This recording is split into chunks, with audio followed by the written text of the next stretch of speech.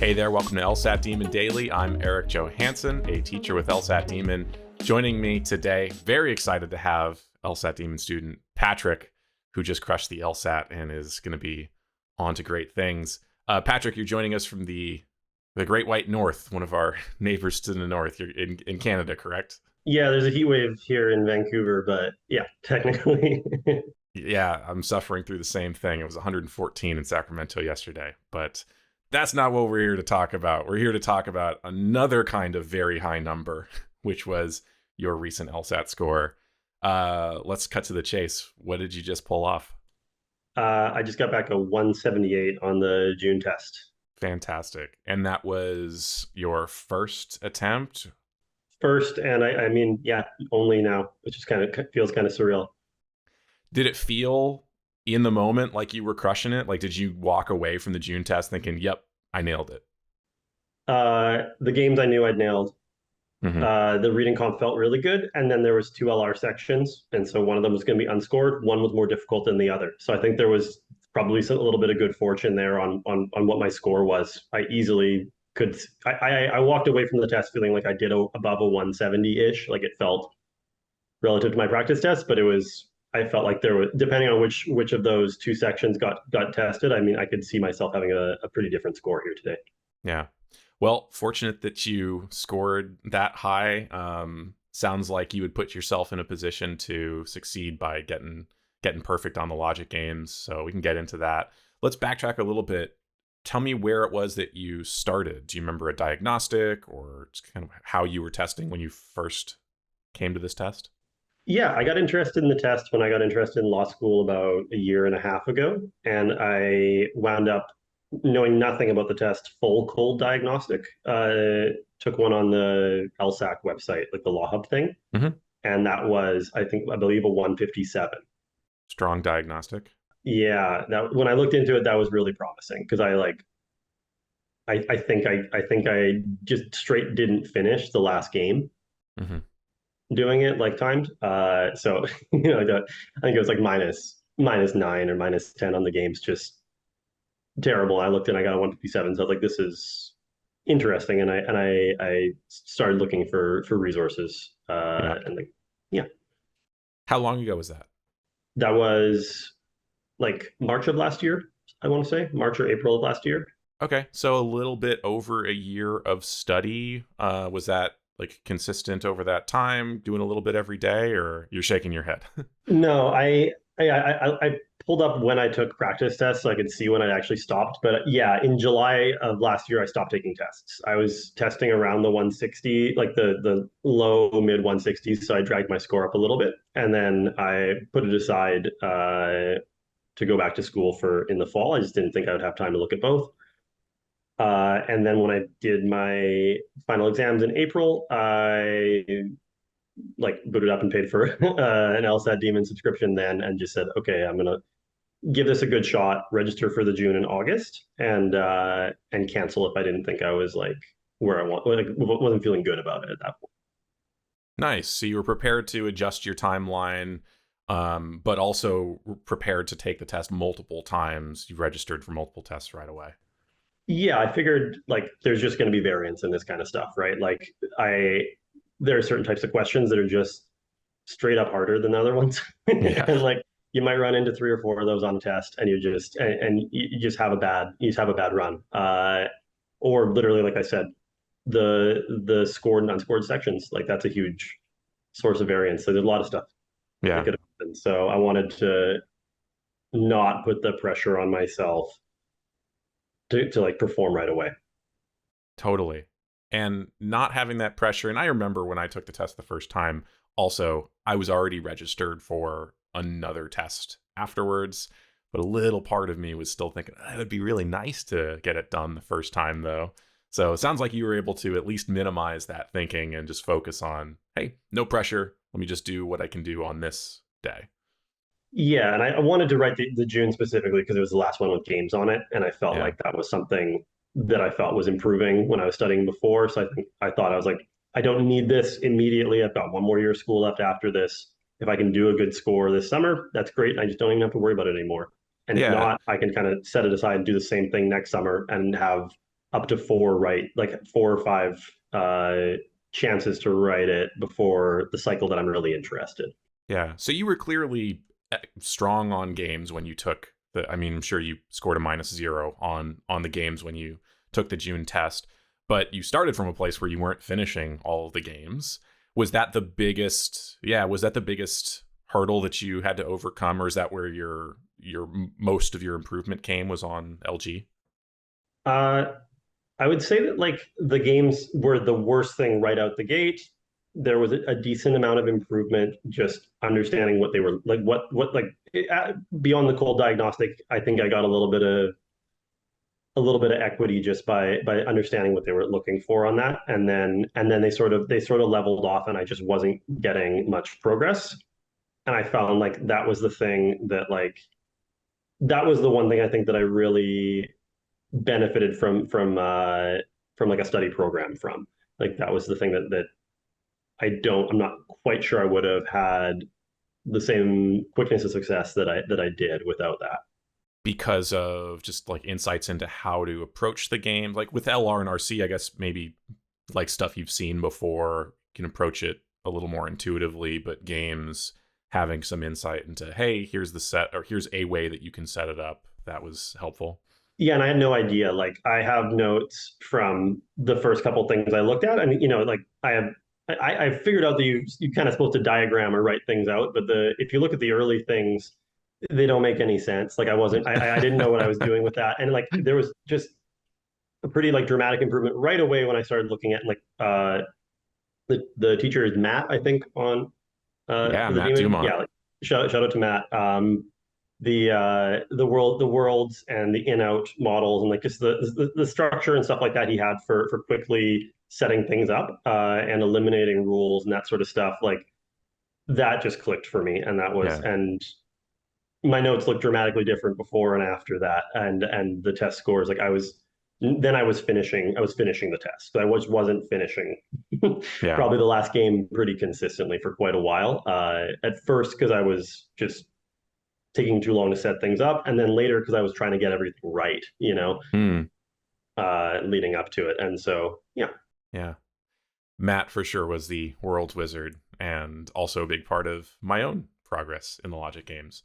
Alas, the games are gone. People listening to this interview will not be studying the games, won't have to take the test with games. But I think there is still some carryover from the skills that you build on the games. Did you find that improving at the logic games, studying the logic games actually helped you in LR and RC as well? Absolutely. And I think the thing is like when I started getting the world building and stuff down really well, there was kind of a click moment when I'm finishing the logic games and I'm laying things out, I'm diagramming them, but I'm also like understanding the sort of discrete units that make up each of the games, the rules, the setup and the worlds and stuff like that. And there was kind of a click moment for me with the reading comprehension and LR, where I felt like a lot of the questions, what they're asking me to do, the statements and like the propositions in there can be broken up into sort of discrete units like that as well.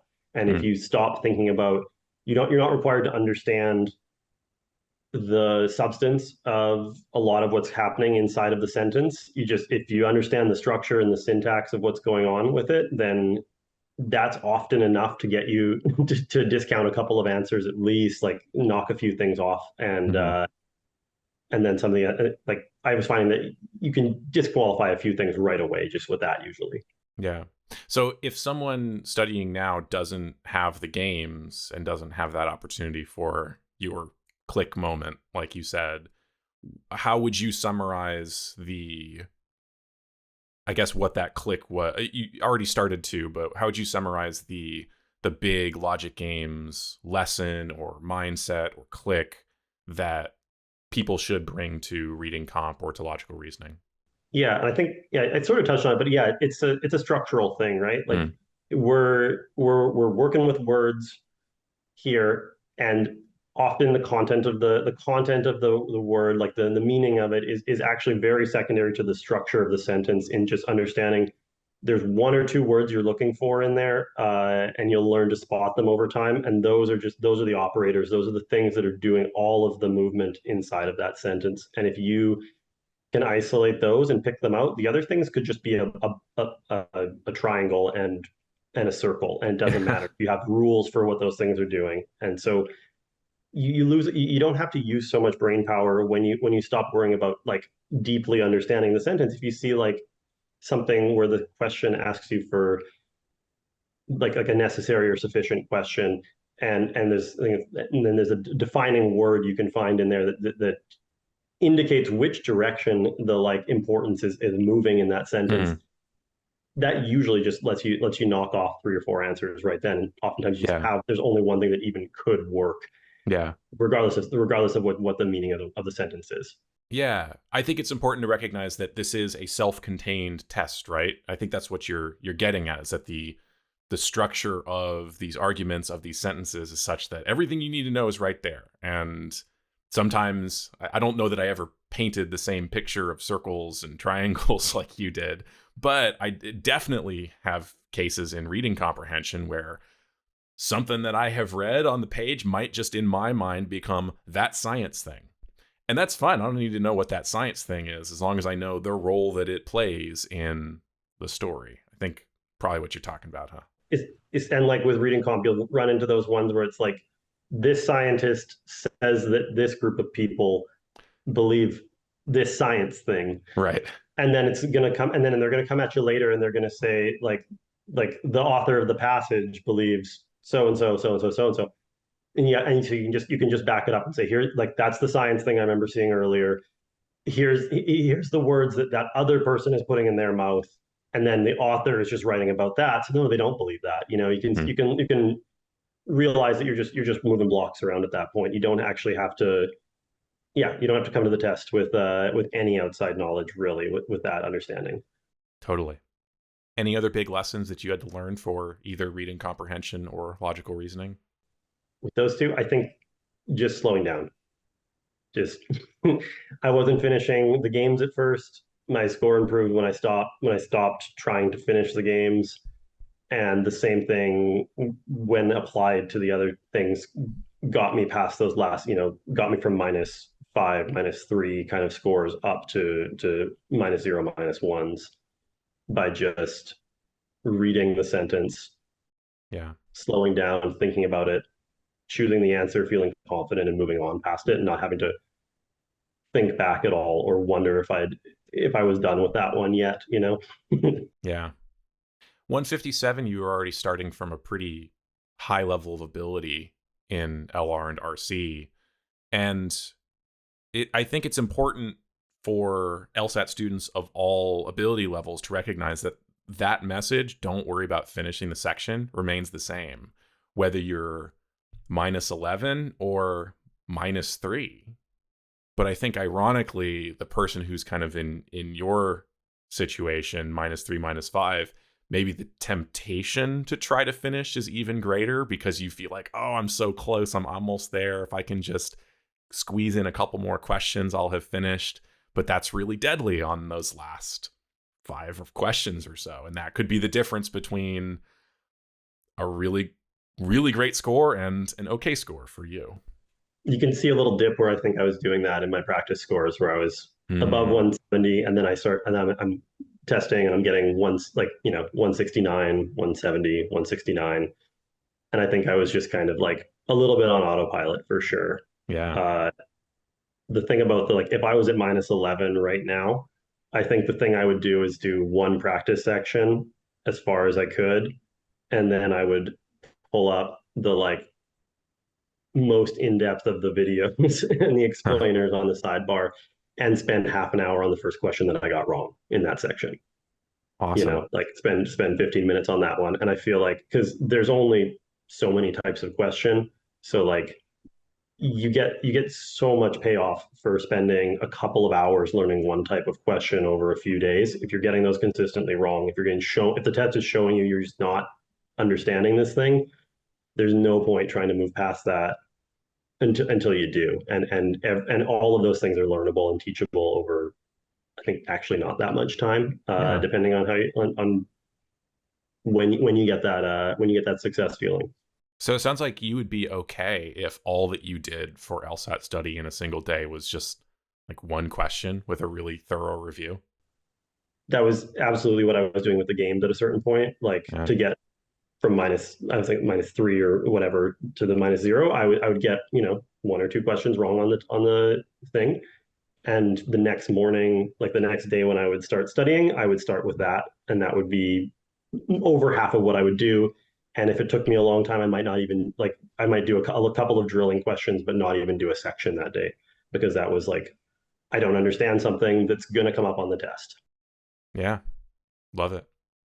Well, as previously mentioned, you are joining from Canada, which might be as off the radar for some of our listeners, but we do have quite a few Canadian students, Canadian applicants. The LSAT process entirely the same for you, right? Same dates, same options for in-person versus at-home testing. I don't know about in-person testing. I assume there's some sort of option for it because it gave me that option when I was signing up. But the dates are exactly the same as the US test. Uh, and I believe the process is exactly the same as well. And you took the LSAT at home. I wrote it at home. Yeah. Preferred that you were able to just take it in the same place where you did all your practice tests and have a nice, comfortable environment that you could control.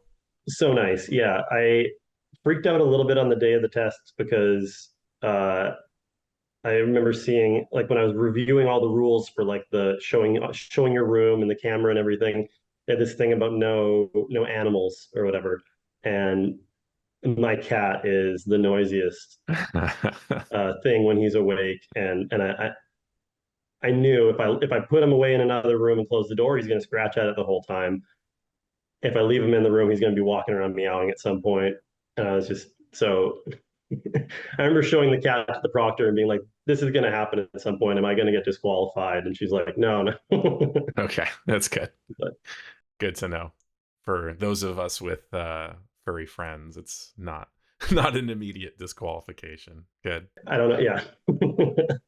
No technical issues or anything. It was just a smooth experience. Straight shot. I woke up in the morning and I did a logic games section in the morning and reviewed it really quickly, and then I just put everything aside until the afternoon and sat down and wrote the test. Nice. You plan to apply to Canadian law schools? Yeah, I'm looking to apply this cycle potentially, and then next cycle for sure once I finish my last year of undergrad. Anything different? I know that you're not an admissions expert, but clearly you've done some research into Canadian schools. There's, I think, questions floating around about the way that Canadian schools might handle application materials a little bit differently. One of the things that you hear is that some Canadian schools might average LSAT scores. As far as you know, is that true? I believe there's one school left, the University of Alberta, I believe it is, but I'm not 100% sure. As far as I can tell, all the others just look at your best score. And the other big thing that I could see just being a waste of money and a mistake is to use the credit assembly service on LSAC Mm. because the Canadian law schools don't use that. So they'll let you pay for it for sure. Huh. It's right there open to you, but you can't use that for anything related to Canadian law schools, and they don't accept applications done through that. So you have to go through a separate process for all of that. Very good to know. So is that a centralized process done by some other agency, or are you just sending transcripts and grades directly to each school? I wish. Ontario has a centralized thing that you can use for all of the law schools in that province. The rest of them, it's just a la carte, I guess. You have to write a separate essays, send in separate references and everything. Yeah. Are Canadian law schools more competitive because there are so few of them relative to the United States? Without having gone through the process, I can't say for sure. When I look at the like historical averages for admissions that people are posting, it seems like the baseline for admission seems a little bit higher for sure. I think high 150s is kind of like where they start letting you like where the like the average medians for like the lower schools on that ranking would be, and then up to like, I think around like 170 will be the median for like the top. So it's like lower ceiling, higher floor. Makes sense. All right. Well, I'll stop grilling you on Canadian law school admissions. I know, not expecting you to be an expert on that. If I might just ask you to wrap things up with any final words of advice that you have for current LSAT students, someone who's either just beginning their LSAT journey or midway through, maybe suffering through one of those plateaus like you did. I think again, just like going slow to go fast was like the big key for me. And I think that could also be a matter of like putting the test aside for a little while. There might be situations where you're not in a spot where studying is really conducive. You might be in school. You might just need to give yourself a little bit of time and come back to it with a fresh head. And I think that probably would benefit a lot. Like I think that gap of like 8 months where I didn't study, I think it would have been almost a waste of time for me to sit down and try and do that while I was doing school. And it felt nice to just sit down and say, this is my focus academically for the next couple of months. I can put an hour or two a day into this. I don't need to overextend, but I also don't need to worry about a super crunchy time pressure. Well, Patrick, thank you so much. It's been a pleasure to meet you. I appreciate your sharing that information about the Canadian schools and about your own LSAT journey. Congratulations on that 178. Best of luck as you wrap up your undergraduate. And can't wait to hear everything that the future has in store for you. Thanks again for having me. Thanks, Patrick. Email daily@lsatdemon.com if you'd like to ask us a question or share some LSAT or law school admissions news. Thanks for listening.